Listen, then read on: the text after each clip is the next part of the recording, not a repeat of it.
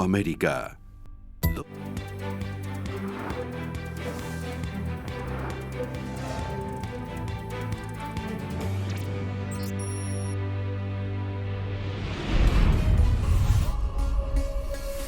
Perú. Castillo pidió una reunión con la Comisión Latinoamericana de Derechos Humanos. El expresidente destituido Castillo envió un mensaje vía Twitter. Solicitó una reunión con la presencia de su abogado para que una delegación de la comisión lo visite de manera urgente.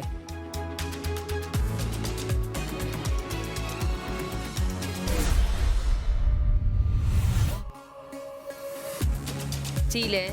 Extienden el estado de excepción en el sur del país.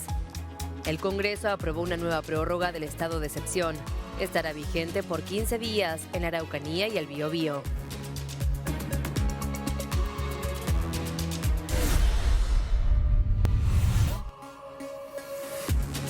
Estados Unidos.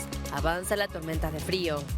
Los estadounidenses sufrirán temperaturas bajo cero durante la tormenta. El alerta del clima extremo incluye baja sensación térmica, vientos fuertes, nevadas y congelamiento en 44 de los 48 estados.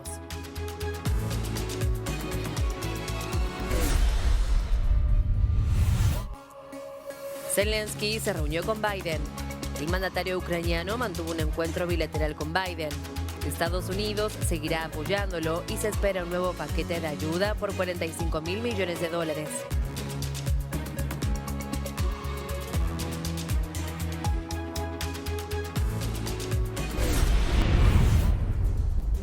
Perú.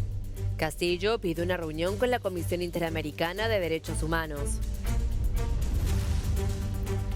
Desde la prisión, el expresidente Pedro Castillo pide una reunión con la Comisión Interamericana de Derechos Humanos. Desde el penal de Barbadillo, donde cumple prisión preventiva de 18 meses, el destituido mandatario envió un mensaje vía Twitter. El mensaje lleva adjunto una janta firmada por Wilfredo Robles Rivera, en su calidad de abogado, defensor del presidente constitucional Pedro Castillo, quien se encuentra arbitrariamente privado de libertad mediante un proceso judicial viciado de ilegalidad.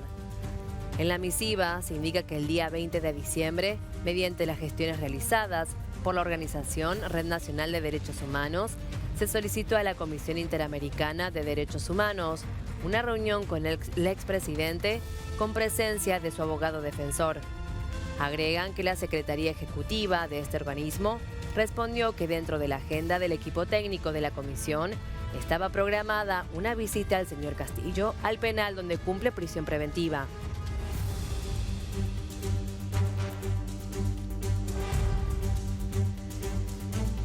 La esposa y los hijos del expresidente Pedro Castillo llegaron a México tras concederles el asilo político. Lilia Paredes y sus dos hijos fueron recibidos por Martín Borrego Llorente, director general para América del Sur de la Secretaría de Relaciones Exteriores. El gobierno peruano de Dina Boluarte otorgó el salvoconducto a la familia de Pedro Castillo debido a la solicitud que realizó el secretario de Relaciones Exteriores de México, Marcelo Ebrard. En el vuelo de llegada a México también se encontraba el ex embajador en Perú, Pablo Monroy. Luego que el gobierno de Perú declarara a Pablo Monroy como persona non grata, el diplomático y la familia de Castillo Terrones salieron del país en un vuelo de Aeroméxico. El secretario de Relaciones Exteriores señaló que la decisión de la Cancillería peruana fue infundada y reprobable luego de que le dieran 72 horas a Monroy para abandonar el territorio. Asimismo, el ex jefe del gobierno capitalino señaló que la conducta del embajador ha estado apegada a derecho y al principio de no intervención. Además, aprovechó para reiterar que México no va a variar su posición con respecto al gobierno peruano.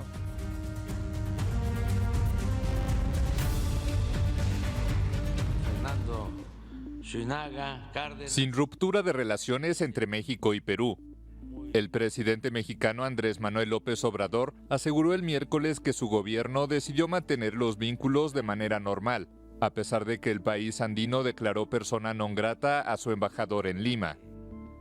Sabemos distinguir muy bien entre lo que es el pueblo de Perú, que es un pueblo hermano, y la actitud de la llamada clase política de los grupos de poder económico y político del Perú, que son los que han mantenido esta crisis.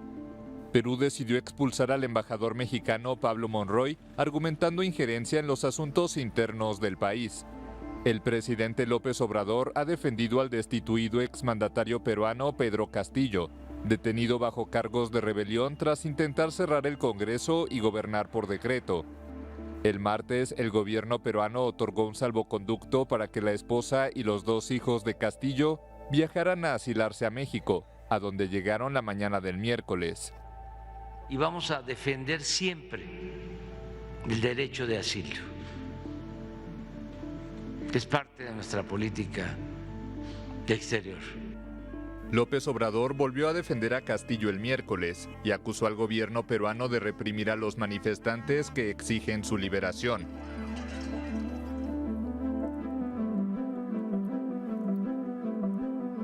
Mientras en Perú continúan las protestas y los turistas se quejan del abandono por parte de las aerolíneas, un grupo de extranjeros que salían del Cusco hacia Lima para embarcarse desde la capital a continuar su viaje a Río de Janeiro fueron obligados a bajar del avión por motivos de seguridad sin darles más explicaciones.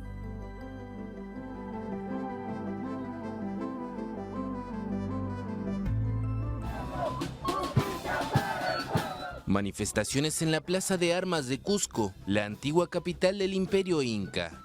Cientos de personas exigieron el martes la disolución del Congreso y la renuncia de la nueva mandataria Dina Boluarte, vicepresidenta de su antecesor Pedro Castillo, y a quien consideran una traidora. Las regiones andinas de Perú han sido las más activas en las protestas, que han sacudido al país después de la destitución de Castillo el 7 de diciembre.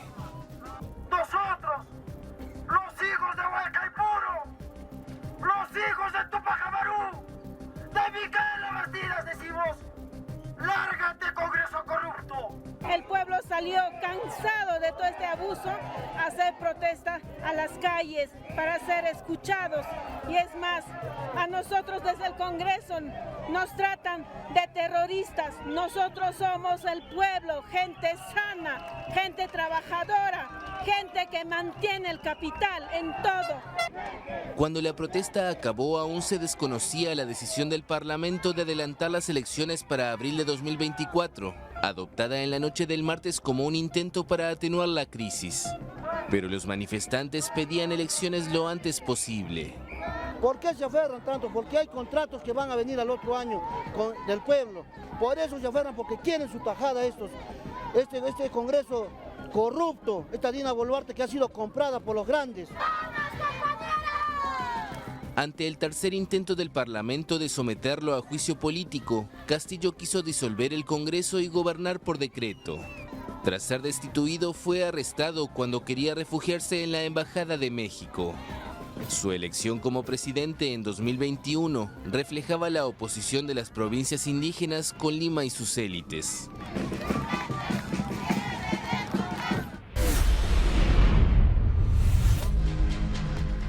Zelensky se reunió con Biden.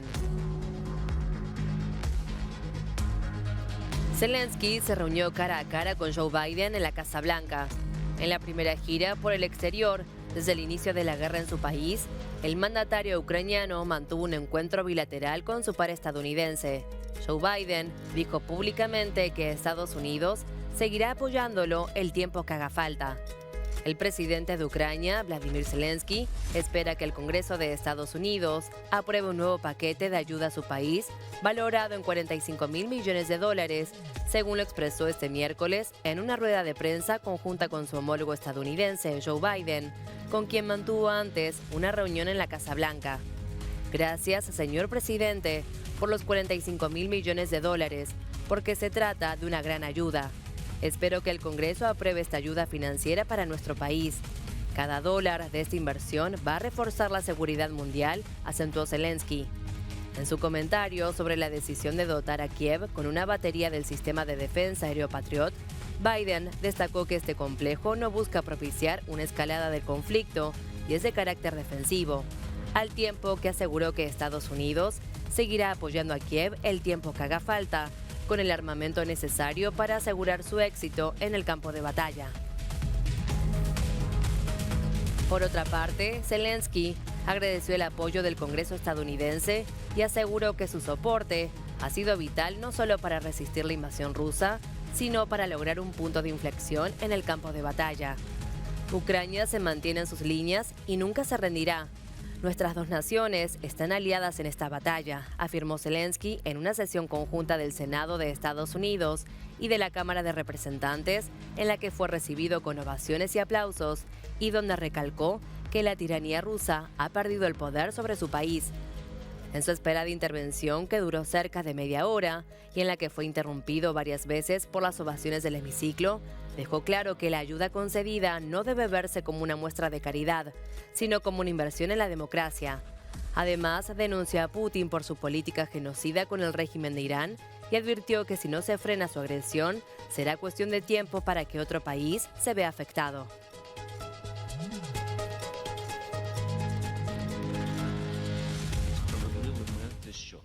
Ніяких компромісів щодо нашої землі, територіальної цілісності, нашого суверенітету. Це найголовніше. Відшкодування всіх тих збитків, які завдала російська агресія. Але я вибачаю, що я сьогодні так говорю багато про дітей, але ви... We share the exact same vision. And that a free, independent, prosperous and secure Ukraine is the vision. We both want this war to end. We both want it to end. And as I've said, it could end today if Putin had any dignity at all and did the right thing and just said, pulled out. But that's not going to happen. Brasil. Jair Bolsonaro destituyó a su ministro de Comunicaciones a 11 días de dejar la presidencia. El decreto de destitución del titular de Comunicaciones, que fue un importante aliado del líder ultraderechista, fue publicado en el Diario Oficial de la Unión y lleva la firma del mandatario y tan solo aclara que su salida del gabinete fue solicitada por el propio ministro.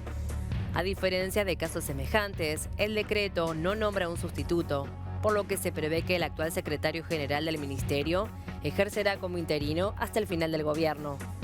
Faría, que ejerce un mandato como diputado federal desde el 2007 y fue reelegido en 3 oportunidades, se licenció como legislador para asumir como titular de Comunicaciones en junio del 2020, desde cuando se convirtió en uno de los ministros más próximos al jefe de Estado. Chile extiende el estado de excepción en el sur del país.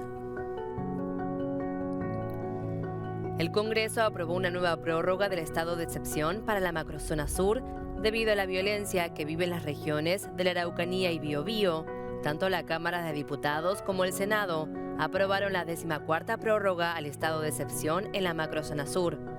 La nueva prórroga, que fue aprobada en la Cámara de Diputados con 77 votos a favor, 36 en contra y 25 abstenciones, y en el Senado con 35 a favor, 8 en contra y 3 abstenciones, estará vigente por otros 15 días.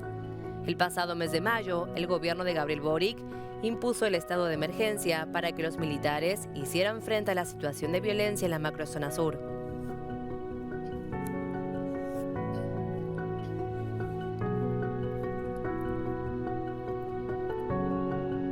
Resultado de la votación. Por la afirmativa, aprobando la prórroga del estado de excepción constitucional solicitado, 35 votos. Por la negativa, rechazándola 8. Abstenciones 3. Bien, aprobada la prórroga del estado de excepción, se devuelve al Ejecutivo. México. Se derrumbó una mina y hay un muerto y una persona atrapada bajo tierra. Ocurrió en una mina de arena en el municipio central de Amacuzac, ubicado entre los límites de los estados de Morelos y Guerrero, al centro de México. Las autoridades comunicaron que pudieron acceder al cadáver de uno de los 2 trabajadores, mientras los cuerpos de rescate buscan al otro hombre que aún permanece atrapado en el lugar. El accidente ocurrió la tarde del miércoles, donde se derrumbó una mina de arena, dijo en un comunicado la Secretaría de Gestión Integral de Riesgos y Protección Civil de Guerrero, sin ofrecer más detalles sobre cómo ocurrió el hecho. Entre las víctimas estaban los operadores de un camión de volteo y de una máquina retroexcavadora.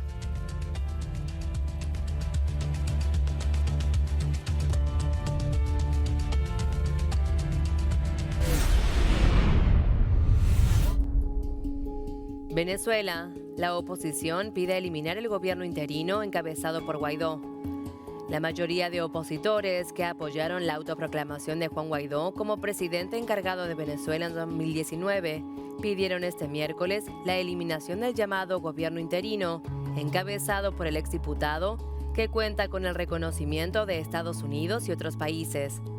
Los exparlamentarios, agrupados en 4 partidos opositores, adelantaron su intención de modificar el Estatuto de Transición, la hoja de ruta creada tras la autoproclamación de Guaidó, para eliminar la figura de la presidencia interina y reordenar los esfuerzos del antichavismo.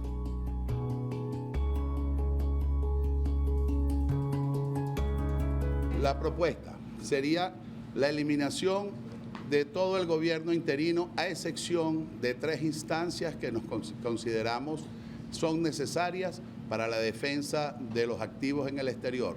En primer lugar, se mantendría la Junta COT de PDVSA Holding, que es la que representa en este caso los intereses de la República en la empresa Citgo. En segundo lugar, la Junta COT del Banco Central de Venezuela, por aquello de que hay que mantener la autonomía e independencia del Banco Central de Venezuela para la protección de sus activos. Chile. El Observatorio Astronómico ALMA reanuda su trabajo tras un ciberataque. Uno de los radiotelescopios más potentes del mundo, ubicado en el norte del país, reanudó su trabajo casi 2 meses después de haber sufrido un ciberataque, confirmó su director Jan Doherty. El director de ALMA explicó que todos los sistemas críticos del observatorio, como el control del telescopio, el archivo y el procesador de datos, fueron probados repetidas veces antes de poder volver a las observaciones. Después de la recuperación de los sistemas informáticos, se necesitó una enorme cantidad de trabajo para realizar las pruebas completas, dijo el director del recinto.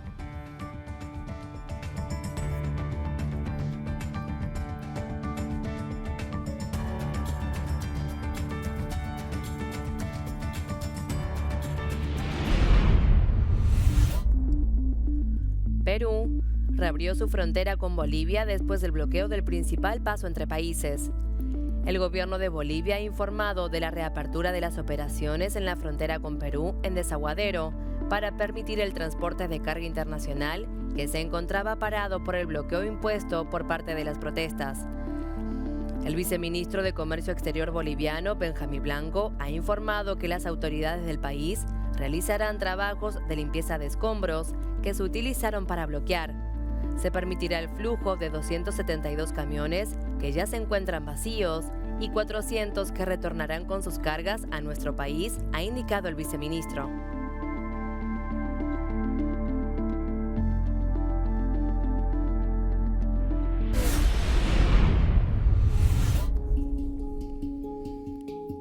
Estados Unidos propone un tratado de libre comercio con Uruguay y Ecuador para frenar el impacto regional de China.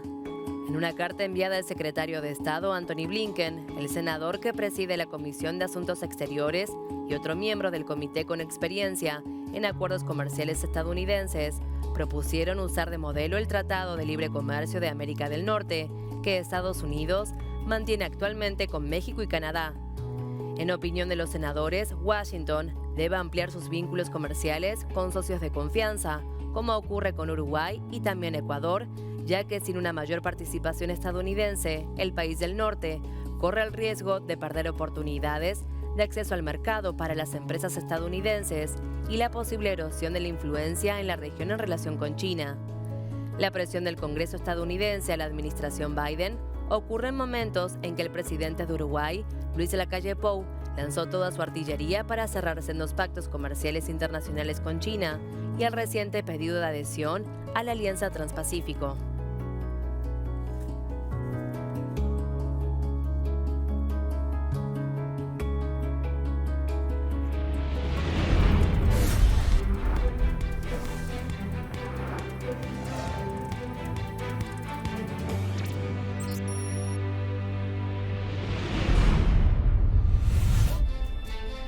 Estados Unidos, avanza la tormenta de frío.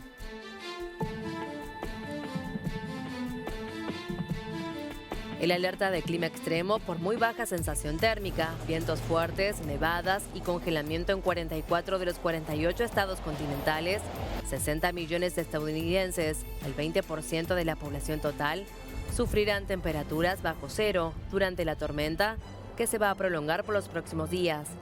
Denver, Chicago, Kansas City, San Luis y Minneapolis siguen entre las ciudades más afectadas. El suceso se ubica dentro del top 10 de los extremos registrados. En vista de las bajas temperaturas que azotan gran parte del territorio nacional, el Servicio Meteorológico advirtió acerca de los signos para identificar casos de hipotermia, es decir, una caída importante y posiblemente peligrosa de la temperatura corporal. Con frecuencia, una persona que está expuesta al frío de manera prolongada muestra las siguientes señales: cansancio, confusión, torpeza con las manos, tirita, presenta pérdida de la memoria y tiene somnolencia. Argentina. La economía creció al 4.5%, pero se desacelera más, mientras que la desocupación se sostiene en 7% y se mantiene el empleo no registrado. La economía argentina creció 4.5% interanual en octubre, pero se contrajo 0.3% comparada con la medición de septiembre, según el estimador mensual de actividad publicado el jueves por el Instituto Estatal de Estadísticas. Por su parte, el desempleo subió levemente al 7.1% durante el tercer trimestre del año y afectó a más de 1.5 millones de personas. A partir de las cifras del INDEC, se desprende que alrededor de 1.59 millones de personas sufrieron la falta de trabajo durante julio, agosto y septiembre del 2022, cuando se profundizó el impacto del alza de la inflación.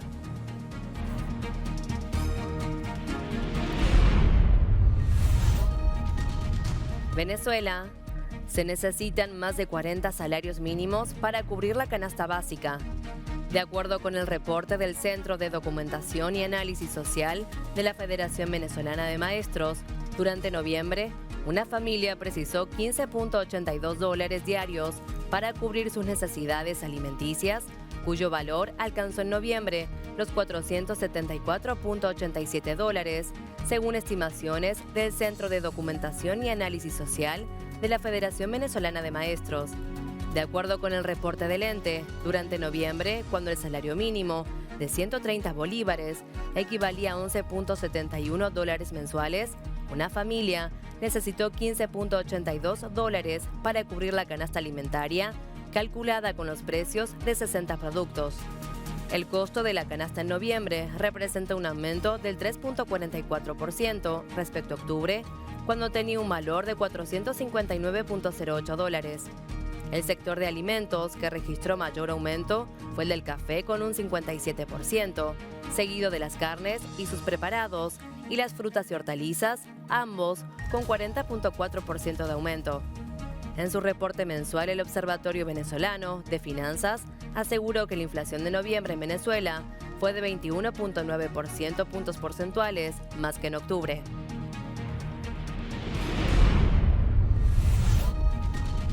Paraguay. El Banco Central mantiene por tercera vez los tipos de interés en el 8.5%. El Comité de Política Monetaria del Banco Central del Paraguay ha acordado mantener los tipos de interés en el 8.5%, una decisión que ya había tomado en las reuniones de octubre y noviembre y por lo que ha vuelto a optar en su última reunión del año. La última subida de tipos que realizó el Banco Central del Paraguay tuvo lugar en el mes de septiembre, cuando los incrementó en 25 puntos básicos hasta la cifra actual. En aquel momento, la inflación interanual se situaba por encima de los 2 dígitos, 10.5% en agosto, y desde entonces ha descendido en 2.2 puntos, hasta el 8.3% en el mes de noviembre. Según el comunicado del organismo central, las expectativas inflacionarias se han vuelto a ubicar en noviembre dentro de la meta del 4%, mientras que en la reunión de septiembre todavía se situaba en el 4.5%. De cara al final del año, el Banco Central prevé que la inflación se sitúe en el 8.6% debido al ligero incremento de los precios locales de los combustibles, aunque la tendencia es en moderación.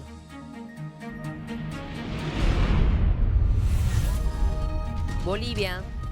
Crecimiento de la inflación a raya son las proyecciones económicas para el 2023. Las autoridades de Bolivia prevén que en 2023 el país suramericano tendrá un crecimiento económico sostenido y una inflación controlada. El ministro de Economía y Finanzas Públicas de Bolivia, Marcelo Montenegro, presentó el martes el informe de evaluación económica 2022 y señaló que este año el país mantuvo un crecimiento económico pese al contexto internacional complejo. La economía boliviana ha tenido un buen desempeño, un entorno enrarecido de alta volatilidad, incertidumbre a nivel mundial. En contraste, la economía boliviana ha mantenido estabilidad de precios y crecimiento económico, dijo el funcionario.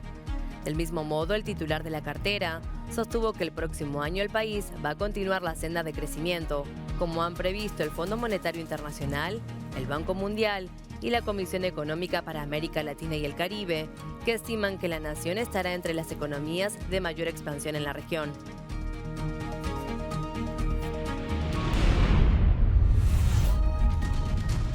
La ley Bitcoin queda aprobada de manera tácita. Después de que no hubo ningún veto, ningún pronunciamiento por parte del presidente de Brasil, Jair Bolsonaro, el proyecto de ley Bitcoin, registrado bajo el número 4401/2021, quedó aprobado hoy de manera automática, como lo contempla el proceso legislativo brasileño. Tras ser aprobado en la Cámara de Diputados, la propuesta legislativa tenía un plazo de 15 días para convertirse en ley oficial para ser vetada por el presidente. Queda por definir cuál será el organismo encargado de regular las criptomonedas en Brasil, cargo que muchos esperan recaiga en el Banco Central, aunque de ser así, podría producirse una incongruencia legal, tomando en cuenta que actualmente el Banco Central de Brasil tiene en vigencia una ley para regular a las empresas de pago, y esto podría entrar en contradicción con la ley Bitcoin. Se va a producir una doble regulación sobre los brokers o exchanges de criptomonedas.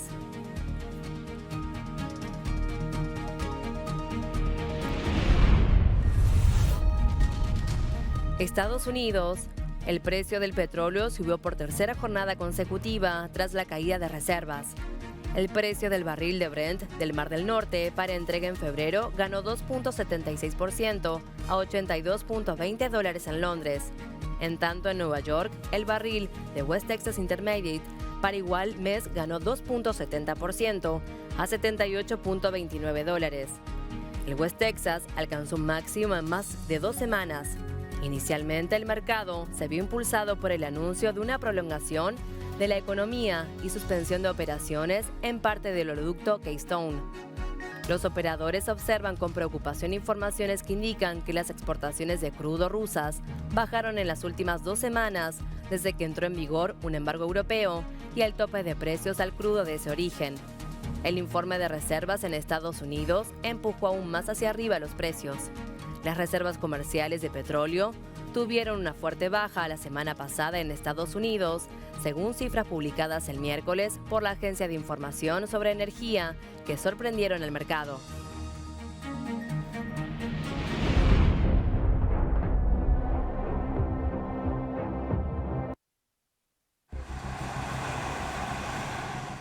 El presidente de Ucrania, Volodymyr Zelensky, agradeció el miércoles en la Casa Blanca el apoyo del gobierno estadounidense.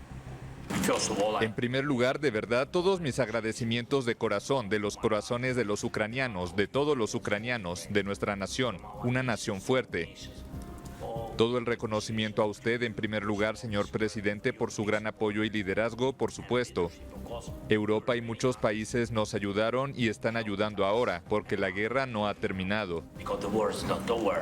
Además, recibió promesas de más ayuda en su primer viaje al extranjero desde la invasión rusa en febrero. Junto con nuestros socios también continuaremos imponiendo costos al Kremlin y apoyaremos a Ucrania en la búsqueda de una paz justa. El Congreso estadounidense, que recibe también a Zelensky, ultima un paquete de $45.000 millones en asistencia para Ucrania de cara a 2023, además de otros $1.850 millones de fondos previamente presupuestados, y se incluye por primera vez el avanzado sistema de defensa antiaérea Patriot, capaz de derribar misiles de crucero y misiles balísticos de corto alcance. Las fuerzas del presidente ruso Vladimir Putin bombardean centrales eléctricas y otras infraestructuras civiles ucranianas. Así, miles de personas padecen de agua, energía eléctrica y calefacción en el comienzo del invierno. Rusia usa drones, muchos de ellos comprados a Irán. Él está tratando de usar el invierno como arma, pero el pueblo ucraniano continúa inspirando al mundo. Lo digo sinceramente, no solo nos inspira a nosotros, sino inspiran al mundo con su valor y cómo han elegido su resiliencia y resolución para el futuro. Moscú afirma que las nuevas entregas de armas conducirán a un agravamiento del conflicto. Los combates se concentran en el este, donde Ucrania afirma que al menos 3 personas murieron y 14 resultaron heridas en bombardeos en Donetsk y Gerson. Rusia confirmó haber capturado nuevas colinas y líneas dominantes cerca de Donetsk, el bastión de los separatistas prorrusos en el este de Ucrania. COVID en Chile. Es la segunda semana al alza de casos y la positividad suma 70 días sobre el 10%.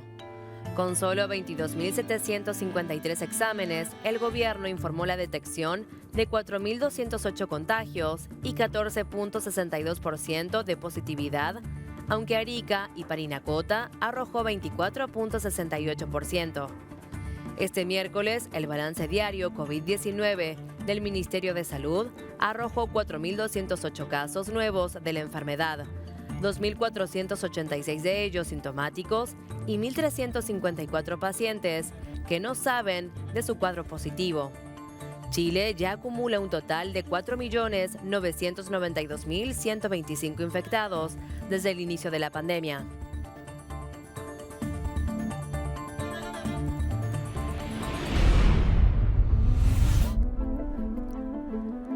Reportan récord de casos de dengue en Brasil y tiene que ver con la crisis climática. Las abundantes lluvias del último año y el aumento de las temperaturas han hecho que Brasil vive una explosión de casos. Según los datos más recientes del Ministerio de Salud, de mediados de diciembre, en lo que va del año, se detectaron 1.4 millones de casos probables en todo el país, un 168% más que en 2021. La enfermedad acabó con la vida de 980 personas, el peor dato en 6 años, y si las proyecciones se confirman, este año Brasil podría superar los 1.000 muertos, algo que no pasaba desde los años 80, cuando la enfermedad reapareció y empezó a ser más frecuente. Fiebre repentina, dolores musculares en las articulaciones y manchas por el cuerpo son los síntomas más comunes para una enfermedad que aún no tiene tratamiento y que en sus variantes más graves, como el dengue hemorrágico, puede provocar la muerte. En el último año, la mayoría de casos se concentra en la región sur y centro-oeste, nuevas fronteras para una patología que está avanzando hacia zonas más templadas de la mano del cambio climático. El mosquito Aedes aegypti ya avanza con fuerza por la frontera con Argentina y Paraguay, gracias al aumento de las temperaturas. El dengue es una enfermedad tropical en ascenso desde hace unos años y aún no hay vacunas ni tratamientos eficaces.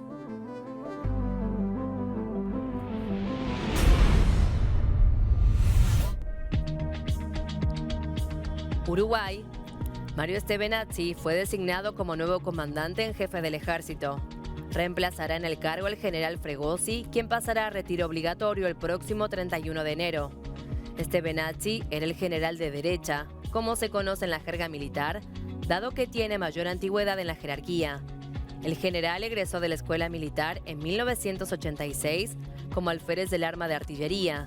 Es licenciado en ciencias militares y diplomado en Estado Mayor. En su etapa de oficial subalterno, prestó servicio en unidades del arma de artillería. Participó en misiones operativas de paz en Camboya y en la República Democrática del Congo. En los destinos como oficial superior se destaca jefe del Departamento de Comunicación Social del Ejército, director del Servicio de Retiros y Pensiones Militares y subjefe del Estado Mayor del Ejército.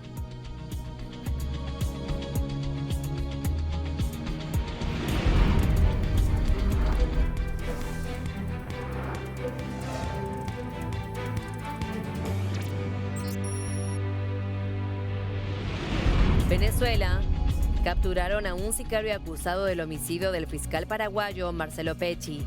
Se trata del venezolano Gabriel Carlos Luis Salinas Mendoza, que fue ubicado en Caracas y que era buscado por la Interpol, a petición de las autoridades colombianas, por el delito de homicidio agravado y tráfico de armas y municiones agravado.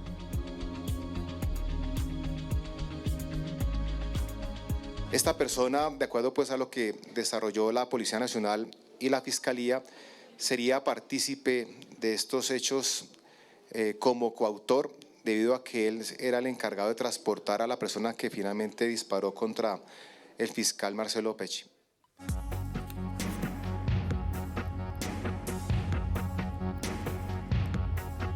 En Colombia, el abogado y la familia del fiscal denuncian que reciben intimidaciones.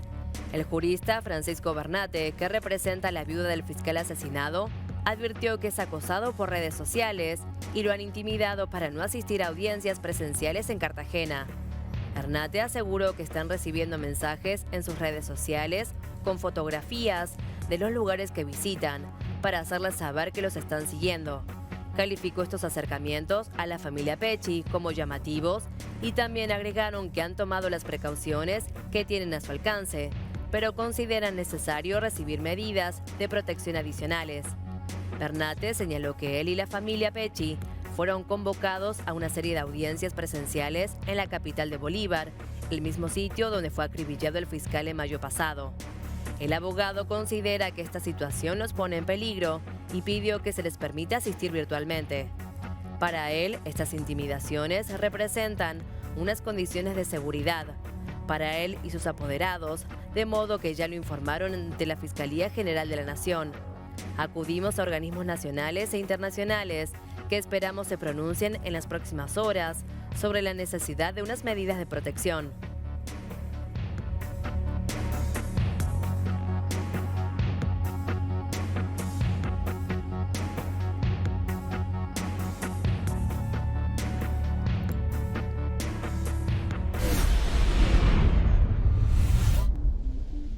Renovación del gabinete ministerial en Perú. La presidenta Dina Boluarte nombró a los ministros que integrarán su equipo durante el año y medio de gobierno que le queda tras el recorte de su mandato debido al adelanto de elecciones. Como primer ministro asume el abogado Alberto Otárola en lugar de Pedro Angulo. Otárola se desempeñaba como titular de defensa y fue una de las cabezas visibles del gobierno de Boluarte en la declaratoria de emergencia en el país tras la destitución de Pedro Castillo. También fueron renovados los despachos de Interior con Víctor Rojas, policía en retiro, el de Educación en el que asume Óscar Becerra y el de Cultura a cargo de Leslie Urteaga. Los anteriores ministros de Educación y de Cultura renunciaron en rechazo a las muertes durante la contención de protestas. Los partidarios de Castillo, sobre todo en poblaciones andinas, desataron manifestaciones que fueron contenidas por las fuerzas de seguridad con un saldo de 21 fallecidos hasta la fecha.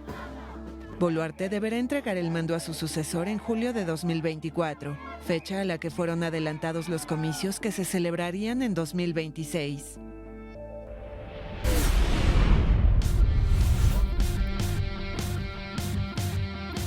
Messi cerca de renovar contrato con el PSG.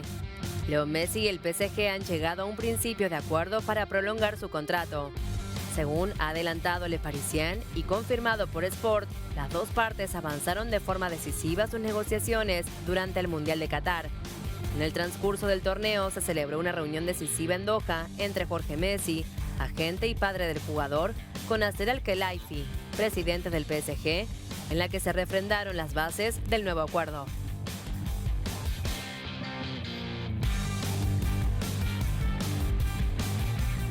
Hace 3 meses fue Luis Campos, director deportivo, quien empezó las conversaciones con Jorge Messi y el entorno del jugador para proponerle la opción de continuar. A inicios de diciembre, las dos partes estaban casi de acuerdo, pero quedaban algunos aspectos a cerrar que se acabaron de perfilar en la reunión en Doha. El acuerdo podría cerrarse y firmarse a la vuelta de Leo Messi de sus vacaciones postmundial. El acuerdo podría ser de una temporada más una opcional.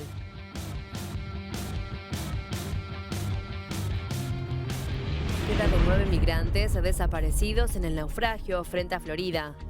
La Guardia Costera dejó de buscar a los cubanos que habían desaparecido el domingo tras naufragar frente a la costa sureste de Florida. Los equipos de rescate recorrieron casi 4.000 kilómetros en busca de los migrantes, sin ver ninguna señal de auxilio.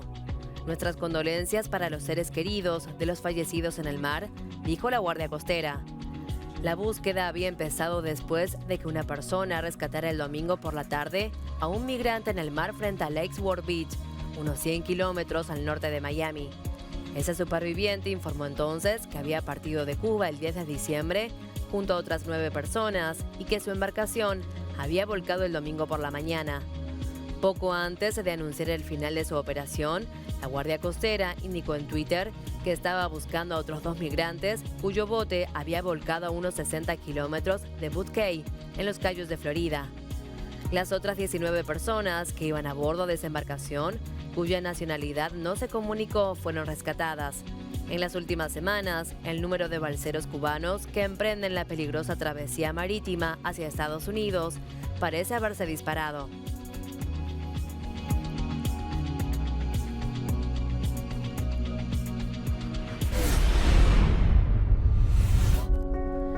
Rescataron a 1.192 migrantes tras el naufragio de embarcaciones en Túnez. El portavoz oficial de Administración General de la Guardia Nacional de Túnez informó este miércoles del rescate en las últimas 48 horas de 1.192 migrantes que naufragaron al intentar cruzar el mar Mediterráneo.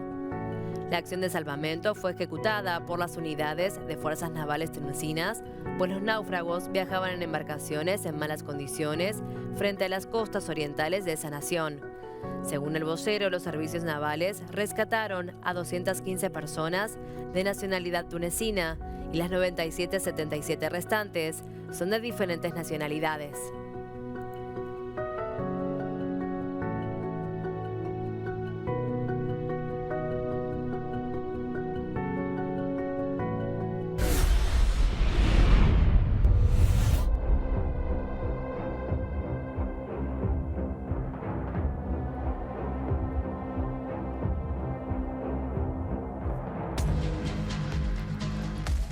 Las principales capitales del mundo apagaron sus luces en apoyo a Ucrania.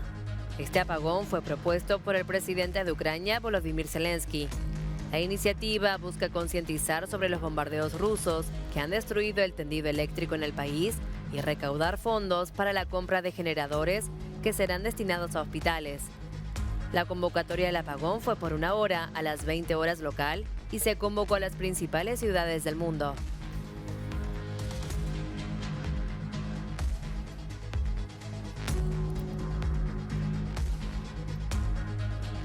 Putin quiere aumentar un 30% el tamaño de las Fuerzas Armadas rusas. El ministro de Defensa, Sergei Shoigu, propuso aumentarlas de 1.15 millones a 1.5 millones de combatientes. Putin respaldó afirmando que Moscú necesita aprender de los problemas sufridos en Ucrania y solucionarlos. Esto era necesario para garantizar la resolución de los problemas relacionados con la seguridad militar de Rusia, dijo Shoigu a Putin en el acto televisado. Dijo que 695.000 de los combatientes deberían ser soldados profesionales contratados en contraposición a los reclutas que cumplen el servicio militar obligatorio.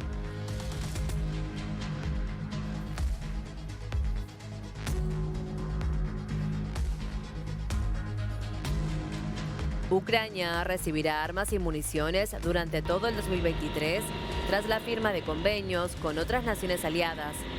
El Fondo Monetario Internacional aprobó la creación de un programa de supervisión que tendrá una duración de 4 meses y que busca ayudar a Kiev a mantener la estabilidad y catalizar la financiación de los donantes ante la invasión rusa. Por el momento ya se han hecho pedidos, y no solo en los Estados Unidos, sino también en Alemania, Francia, Eslovaquia, la República Checa, Rumania y otros países, subrayó Oleksiy Reznikov, ministro de Defensa de Ucrania.